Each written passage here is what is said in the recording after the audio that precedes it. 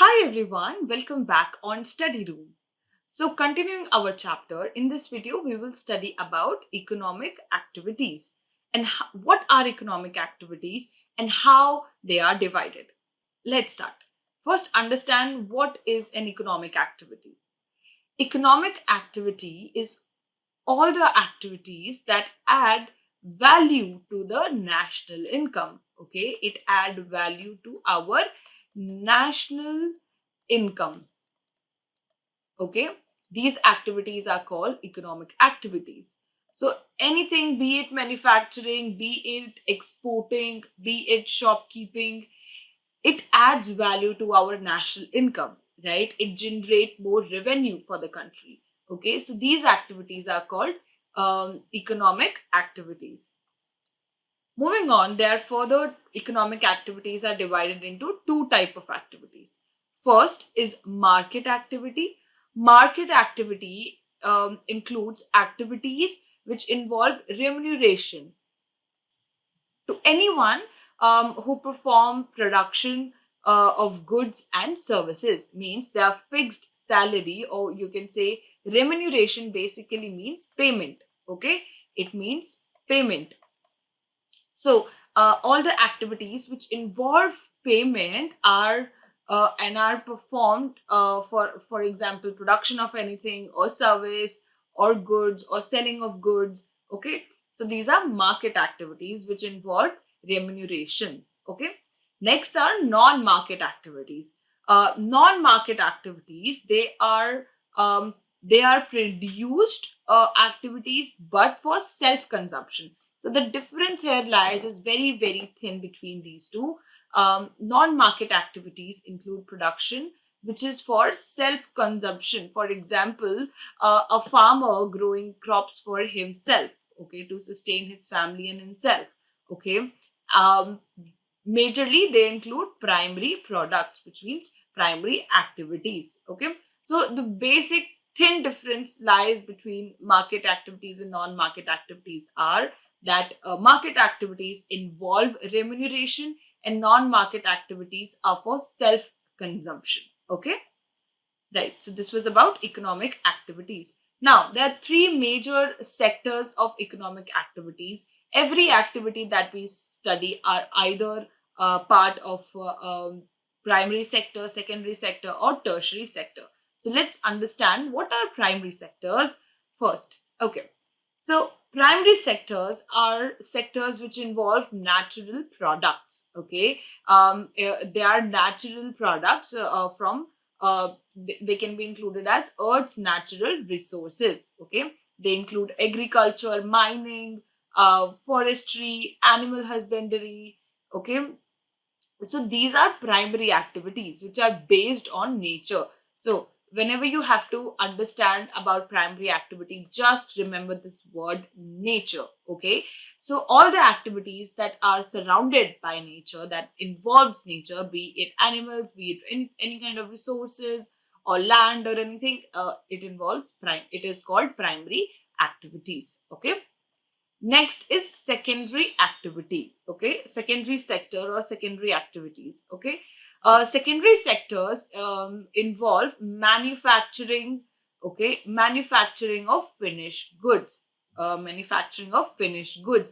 Uh, Secondary sectors majorly include all type of construction and manufacturing activities. Okay, so any type of construction comes under secondary activity, and any type of manufacturing of any kind of goods or products comes under secondary activity. Next is tertiary sector. Tertiary sector support primary and secondary sector. Okay, including transportation, education, banking, training, etc. Okay, so we can understand these. We can say that these sectors are connected with each other. Okay, so for example, primary activities, it involves natural um, product. It involves extraction of natural product or growing or agriculture. For example, let's say a pulse has been grown here. Okay, a pulse has been grown here, then it is called primary sector. Okay, now what happened in secondary sector? That this pulse got manufactured properly in a packet, or like how do it supply to us in packets, right? So that involves manufacturing. Okay, so this pulse supply to us in the form of packet, and make it in a like make it a finished goods. Okay, and involves construction of building. This is called secondary sector.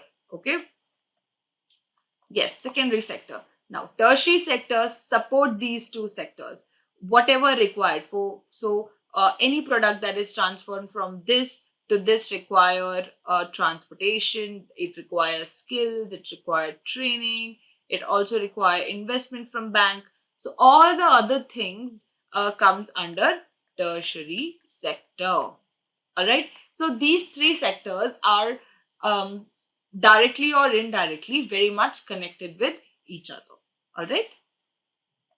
So our next thing we'll study about division of labor between men and women. Yes, there is a division of labor between men and women. We cannot deny that because of historical and cultural reasons. Men and women are being made different, and their features, their traits are different. Okay, so that's why their work has been also divided on the basis of gender. Okay, it is not that it is historically and culturally that people have created this gap between gap and division of labor between men and women. Okay, so let's understand first their roles and responsibilities, then we'll discuss further. Yes, very first point here is women look after domestic work, chores. We understand that women look after domestic work, and women are not being paid for it. It is also an activity, but women do not get paid for it. On the other hand, men work in the field and earn money, and men made responsible make responsibility of serving his family. Okay, because he is earning. Okay, second point, women's domestic work is not recognized by the national income. Okay, domestic work is not included in by national income. It does not count as an economic activity because does not generate anything. It does not generate any kind of remuneration or payment or revenue for the country. Okay, despite its importance, it is extremely hardworking job, and it is very difficult job, but still its importance has not been recognized in our society yet. Now, determinants of individual income.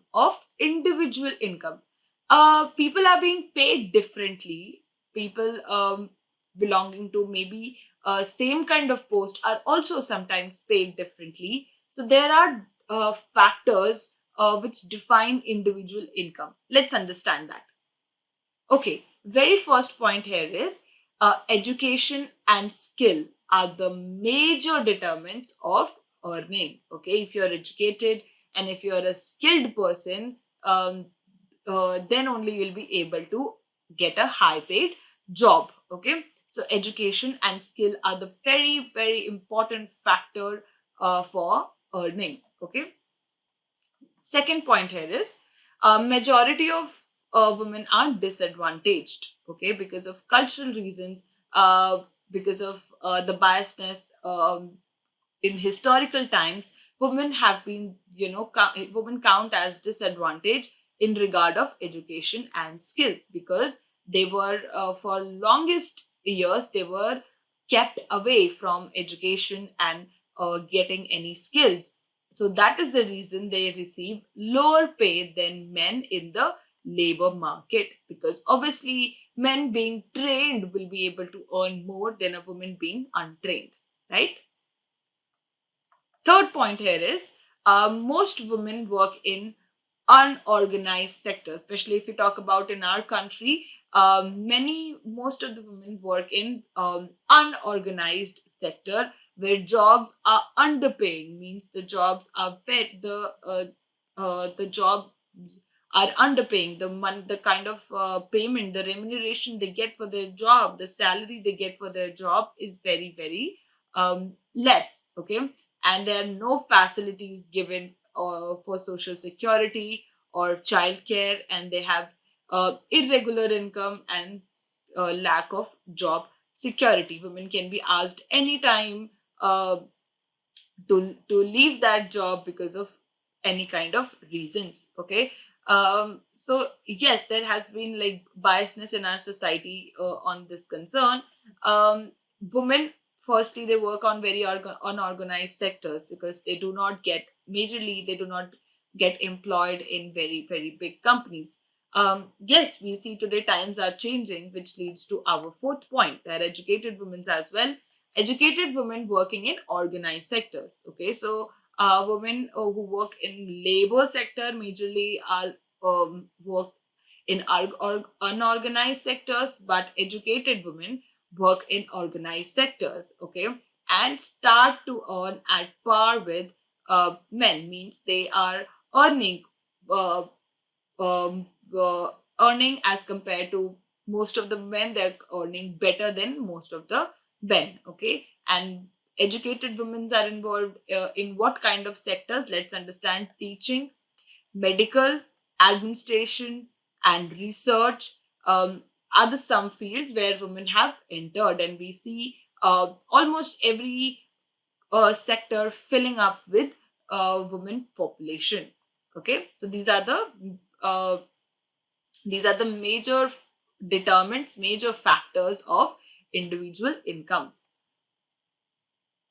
Now, coming up, I have a brainstorming question for you, in which you have to put your brain in, obviously. Now, what is the main reason for division of labor between men and women? What do you think is the main reason for division of labor between men and women? Identify the division of labor in and around your home.